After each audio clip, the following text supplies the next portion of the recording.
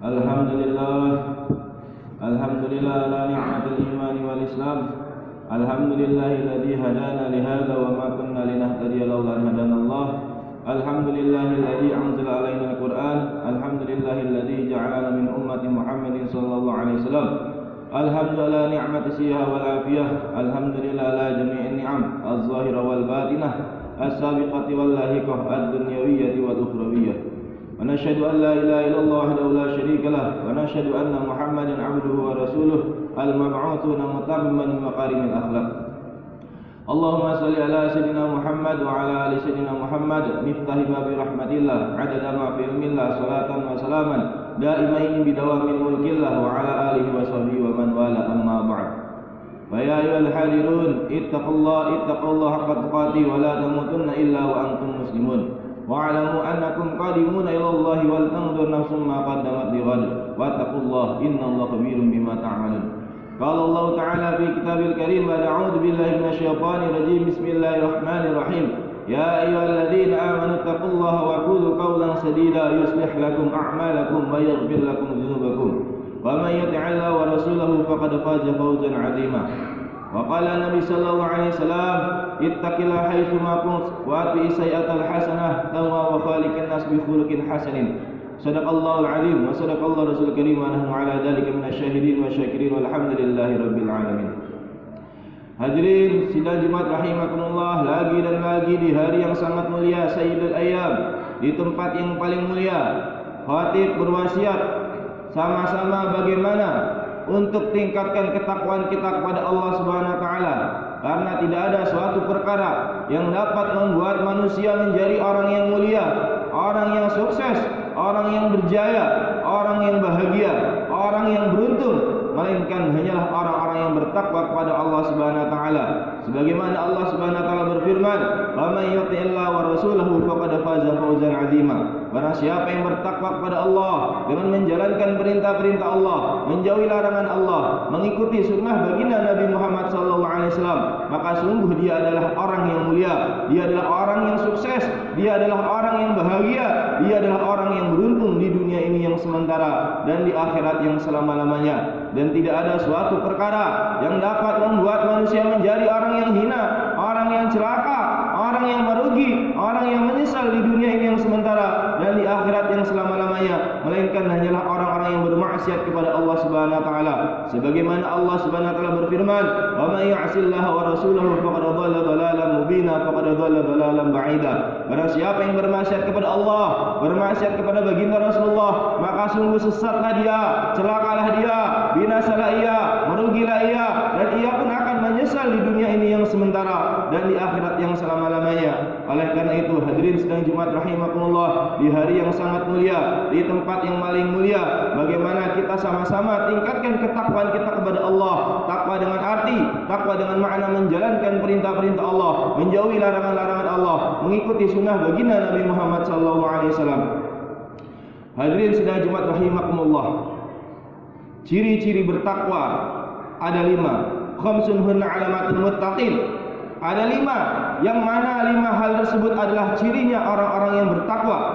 Awaluha, yang pertama, alla yujalisa illa man yuslihud din ma'ahu wa yaghlibul farja wal lisan. Dia tidak akan duduk, dia tidak akan bergaul kecuali kepada orang yang dapat memperbaiki agamanya dan orang yang dapat mengendalikan kemaluan dan lisannya. Jadi bagaimana kita kalau ingin menjadi orang baik, bagaimana kita carilah kawan yang baik. Carilah orang-orang yang dapat mengingatkan kita kepada Allah Subhanahu wa taala. Karena kata Nabi, kawan yang baik adalah seperti orang penjual minyak wangi. Walaupun kita nggak diberikan minyak wangi, kita pun akan kecipratan bau wanginya. Akan tetapi kawan yang buruk adalah seperti pandai besi. Walaupun kita tidak terkena apinya, kita akan terkena asapnya. Oleh karena itu, hadirin sidang Jumat rahimakumullah, kita carilah kawan, carilah sahabat, orang yang mau memperbaiki agama kita, orang yang mau mengingati kita, orang yang mau mengingatkan kita tentang taat kepada Allah, bagaimana taat kepada Allah, menjalankan perintah Allah, menjauhi larangan Allah, dan mengikuti sunnah baginda Nabi Muhammad SAW. Kalau kita ingin merubah, bagaimana kita mulai dari kita? Kita ada keinginan untuk apa? Untuk menjadi orang yang lebih baik. Karena Allah Subhanahu wa taala berfirman, "Innallaha la yughayyiru biqaumin hatta yughayyiru ma bi anfusihim." Sungguhnya Allah tidak akan merubah suatu kaum sehingga dia ada niat dan usaha untuk berubah. Bagaimana? Bagaimana dengan cari kawan yang baik. Kawan yang mau mengingatkan kita kepada Allah, kawan yang mau mengingatkan kita supaya taat kepada Allah, menjalankan perintah Allah, menjauhi larangan Allah dan mengikuti sunnah baginda Nabi Muhammad SAW. Dan kawan yang dapat mengendalikan kemaluan dan lisannya. Karena baginda Nabi SAW bersabda, orang yang dapat menjaga lisannya dan menjaga sesuatu yang di antara dua pahanya, yaitu kemaluan, maka jaminannya adalah surga. Hadirin sidang Jumat rahimakumullah.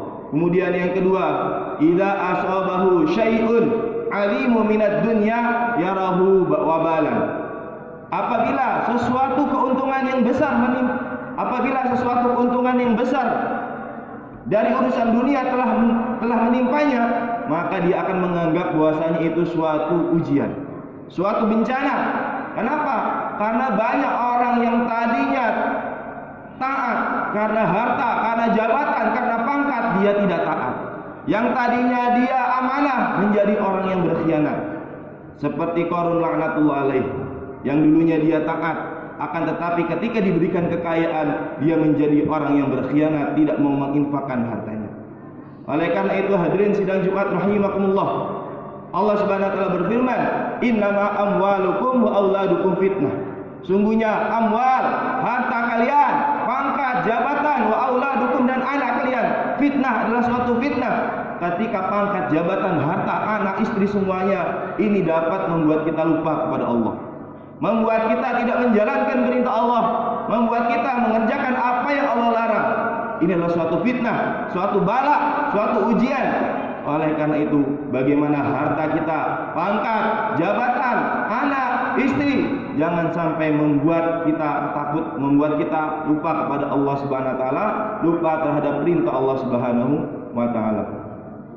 Kemudian yang ketiga, wa idza asabahu syai'un qalilun minad din ihtamma bidzalik. Apabila telah menimpa sesuatu keuntungan yang sedikit dari urusan agama, maka dia meyakini bahwasanya itu adalah suatu keuntungan yang sangat besar. Yang dulunya dia tidak pernah baca Quran, diberi kesempatan membaca Al-Quran. Yang nggak pernah berzikir, diberi kesempatan berzikir. Yang tidak pernah bangun malam sholat tahajud, diberikan kesempatan bangun tahajud di malam hari. Terutama ini sudah mendekati bulan Ramadan, bagaimana kita persiapkan diri kita. Yang belum pernah baca Quran, bagaimana baca Quran. Yang tidak pernah berzikir, bagaimana berzikir. Yang belum pernah bangun malam, bagaimana dia bangun malam. Sekecil apapun kebaikan, maka kita yakini bahwasanya itu suatu keuntungan yang besar. Karena Nabi sallallahu alaihi wasallam bersabda, la tahqiranna minal ma'rufi syai'an. Janganlah remehkan sekecil apapun kebaikan, karena kita tidak tahu di manakah kita akan mendapatkan ridhonya Allah Subhanahu wa taala. Imam Ghazali rahmatullah alaih, Hujjatul Islam, beliau mendapatkan keberkahan, beliau mendapatkan keridhaan dari Allah bukan karena beliau mengarang kitab, bukan karena beliau soleh, bukan karena puasanya, bukan karena zikirnya, bukan karena ibadahnya, akan tetapi karena sebab ketika beliau sedang mengarang kitab, ada seekor lalat hinggap di wadah tintanya, beliau biarkan sampai lalat tersebut kenyang, sehingga dengan asbab itulah beliau mendapatkan ridhonya Allah Subhanahu wa taala. Imam Syibli rahmatullah alaih, beliau mendapatkan keberkahan, beliau mendapatkan ridha Allah. Kenapa?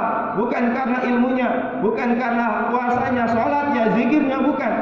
Akan tetapi ketika beliau berjalan di pintu Baghdad, melihat seekor kucing, yang mana kucing tersebut lemas karena sangat kedinginan, sampai kedinginannya dia menggigil. Maka oleh Imam Syibli, beliau ambil, beliau masukkan ke kain wal, beliau jaga, sehingga dengan perkara tersebut Allah ridho kepada dia. Oleh karena itu hadirin sedang Jumat rahimakumullah, jangan remehkan sekecil apapun kebaikan, karena kita tidak tahu di manakah kita akan mendapatkan rahmat Allah. Sekecil apapun kebaikan, kita yakini bahwasanya itu suatu keuntungan yang besar, suatu yang anugerah yang Allah berikan kepada kita. Dengan syukurnya kita, maka akan Allah tambah supaya kita bisa melakukan banyak kebaikan yang Allah berikan kepada kita. Hadirin sedang Jumat rahimakumullah. Kemudian yang keempat, Allah yamla abatnahu khaufan min ayu khalidhu minal haram.